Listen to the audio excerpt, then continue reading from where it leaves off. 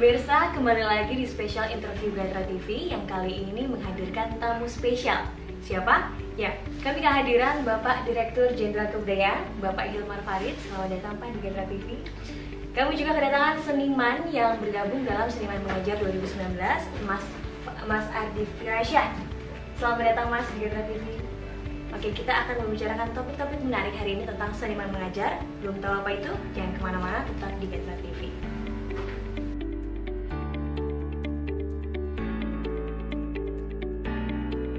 Oke pemirsa, langsung nih kita mau nanya-nanya langsung ke narasumber kita hari ini. Sebelum ke Mas Ardi, aku mau ke Pak Hilmar dulu ya Mas ya. Oke, Pak Hilmar. Tahun lalu kan pemerintah daerah sudah ditugaskan Pak untuk mengumpulkan inventaris kebudayaan berupa PPKD Pak ya, pokok pikiran kebudayaan daerah, yang kemudian dimasukkan dalam strategi pemajuan kebudayaan. Nah, untuk implementasi programnya atau kegiatan itu apa saja sih Pak? Banyak sekali ya, karena waktu kita bikin pemetaan itu kan sebetulnya kita identifikasi nih kekayaan dan kekuatan yang ada di masing-masing daerah itu apa gitu. Jadi kalau tergantung daerah, jadi kalau misalnya ada yang seni pertunjukannya kuat, nah itu yang kita angkat gitu ya. Ada yang seni visualnya lebih menonjol, itu yang kita angkat. Jadi sangat bergantung ya pada daerah-daerah yang ada. Tapi sejauh ini kan sebetulnya kegiatan juga ada rutin ya.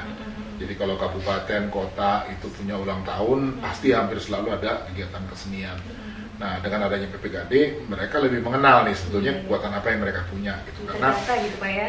Karena seringkali kan misalnya kejadiannya ada kegiatan ulang tahun, acaranya di daerah, tetapi kemudian isinya musik artis ibu kota gitu ya. Karena dia kira itu jauh lebih menarik, padahal sebetulnya yang mereka punya sendiri juga nggak kalah menarik gitu.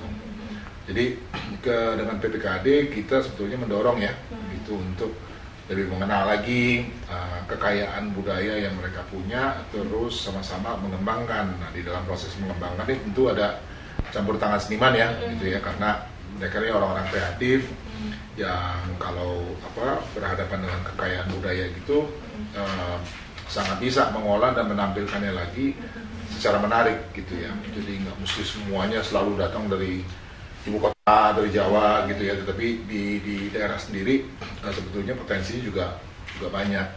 Dan seringkali kita temui ya dalam kasus-kasus tuh kekuatan ini yang artinya seniman-seniman ini juga nggak selalu bagus gitu hubungannya ya sama pemerintah daerah gitu. Mungkin karena nggak punya informasi, nggak tahu, atau pendekatan pemikirannya berbeda gitu. Nah, dengan adanya PPKD kita juga berusaha menjembatani ini gitu ya. Jadi karena pemerintahnya kan kemudian juga lihat bahwa ini potensi yang luar biasa gitu. Kalau seandainya nggak dimanfaatkan, kalian yang rugi ya. Jadi PPKD itu hasilnya itu sih sebenarnya yang paling konkret.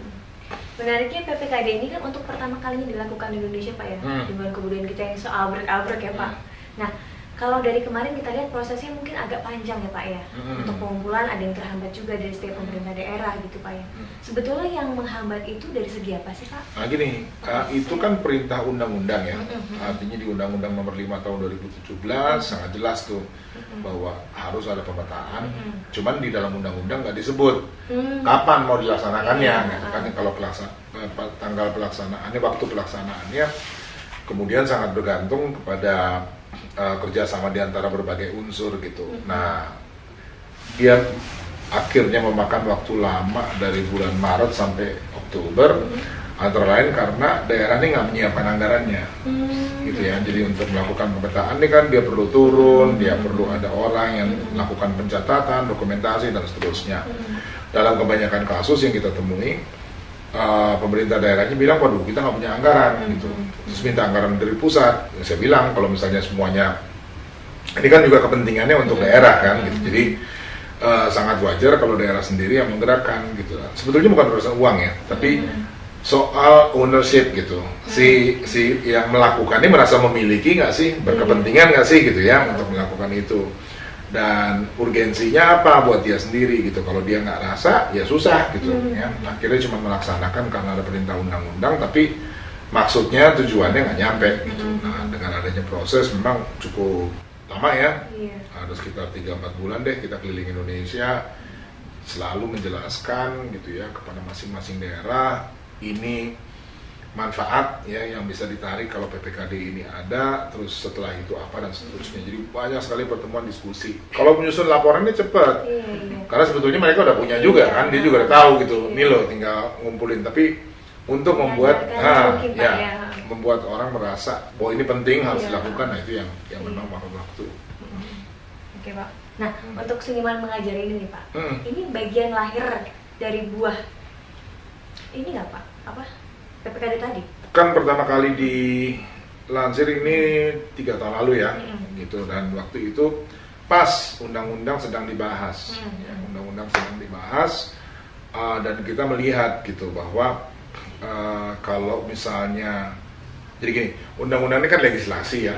Setelah legislasi ada regulasi, pengaturan-pengaturan berdasarkan undang-undang. Ini saya cerita begini aja udah bosen nih, ya.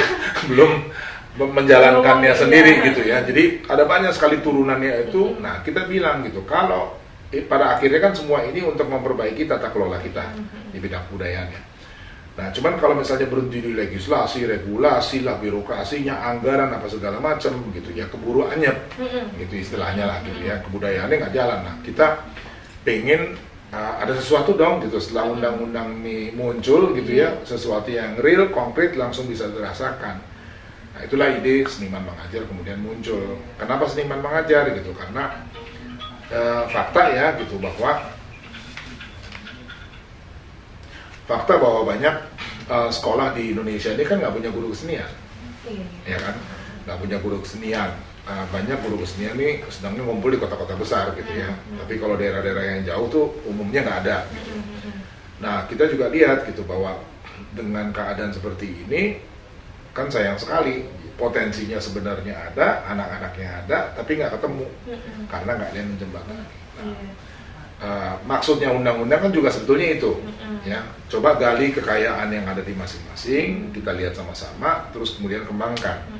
Nah, problemnya di banyak daerah kan yang mau mengembangkan siapa gitu, kan nggak ada orangnya. Nah, itulah kenapa kemudian teman-teman seniman kita ajak berembuk, terus mikir gimana ya caranya gitu yang efektif.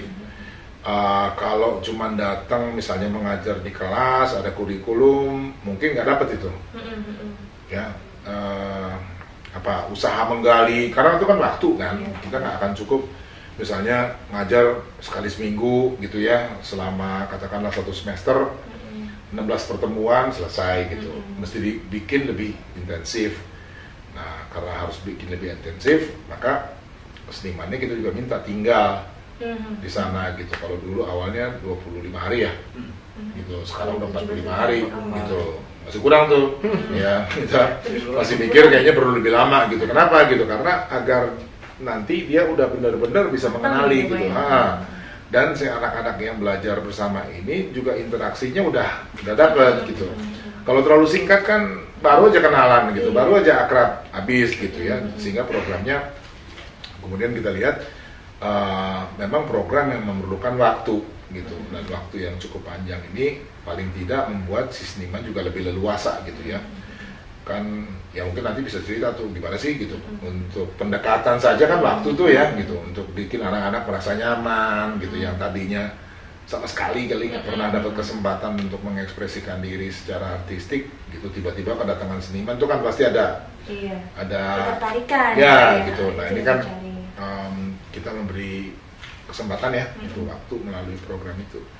Jadi ya dia memang adalah perwujudan lah gitu ya dari upaya pemajuan kebudayaan gitu secara konkret. Saya suka bilang gitu ya, kalau misalnya kita berhenti di legislasi, regulasi, ya kapan kelarnya gitu ya. Jadi memang perlu didorong melalui aksi. Aksinya mana ya? Tapi kalau dilihat, mungkin karena sekarang lagi heboh-heboh juga Pak, kurang lebihnya sama kayak KKN ya Pak ya? Mirip, mirip. Misinya sebenarnya itu ya, betul. Misinya sebetulnya sama gitu. Karena kalau di mahasiswa kan ide KKN itu setelah mereka belajar teori gitu ya di lingkungan kampus, mereka juga perlu diperkenalkan kepada realita gitu. Nah, tapi dalam kasusnya seniman ini agak beda gitu, karena banyak seniman-seniman kan justru datang dari bawah. Ya kan, artinya mereka yang tadinya mungkin tidak berkesenian, dengan caranya sendiri belajar kemudian mengembangkan kemampuannya di bidang kesenian, sekarang boleh dibilang membawa balik nih itu ya apa yang mereka peroleh, dari proses belajar selama ini kembalikan gitu. Makanya judulnya bukan kalau kuliah kerja nyata kan dia belajar tuh dari masyarakat gitu. Kalau sekarang ada unsur kita memberi gitu ya, karena sudah memperoleh lah gitu ya pengetahuan, skill, keterampilan macam-macam gitu ya, kemudian bisa dikomunikasikan lagi ke masyarakat gitu. Berarti bisa dibilang seniman-seniman ini didatangkan dari kota ya Pak ya, untuk ke daerah-daerah ya Pak? Banyak yang datang ya, banyak enggak juga sih, enggak semuanya dari kota gitu ya, datang dari berbagai daerah gitu ya. Dan yang paling penting sebetulnya mereka cross, ya mereka harus silang, jadi nggak boleh di tempat asalnya. Ya, jadi harus di wilayah yang lain gitu, di luar wilayahnya dia sendiri gitu. Mungkin biar ada pertukaran juga gitu Pak ya? Biar ada pertukaran, dan kita kan sebetulnya di Indonesia ini dengan begitu banyak suku bangsa dan bahasa yang digunakan, sangat memerlukan tuh saling pengertian. Gitu ya. Hanya dengan begitu kita bisa membayangkan kebudayaan yang inklusif gitu ya, yang betul-betul memang berdasarkan pemahaman satu sama lain dan seterusnya. Nah, itu sebabnya selalu kita kirim ke daerah yang bukan daerah asalnya, gitu ya. Jadi dia sendiri ada proses belajarnya juga, gitu ya, tetapi memberi kepada masyarakat bersangkutan.